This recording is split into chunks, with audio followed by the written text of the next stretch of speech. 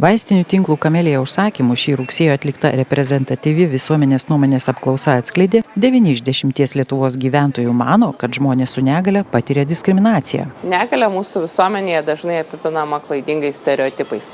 Ir tai lemia, kad žmonės turintys negalę dažnai atsiduria visuomenės gyvenimo nuošalyje. Tyrimo rezultatai parodė, kad reikia paneigti stereotipus, šviesti ir edukuoti visuomenę. 6 iš 10 pastebi teigiamus pokyčius visuomenės požiūrėje, tačiau 90% respondentų vis dar įsitikinę, didesniems pokyčiams reikia įdėti daugiau pastangų. Prieš 4 metus Kamelija vaistinių tinklas buvo pirmieji, kurie pradėjo remti Paralimpinį komitetą. Šiais metais turime socialinę iniciatyvą Bendrystė augina čempionus. Kviečiame visuomenę atkreipti dėmesį, kiek daug reiškia jų aplinka. Artimieji, šeimos nariai. Siekiame palengvinti finansinę naštą negalią turintiems asmenims ir jiems suteikiam išskirtinės nuolaidas. Tyrimas taip pat parodė, kad negalią turinčių žmonių sportas visuomenėje vertinamas itin palankiai. Kalbėdami apie lygybę, turime kalbėti apie galimybės. Sportas jas suteikia. Lietuvoje paralimpiečiai tampa vis labiau matomi, o galimybė sportuoti žmonėms turintiems negalę yra. Daugiau apie kampaniją www.kamelija.lt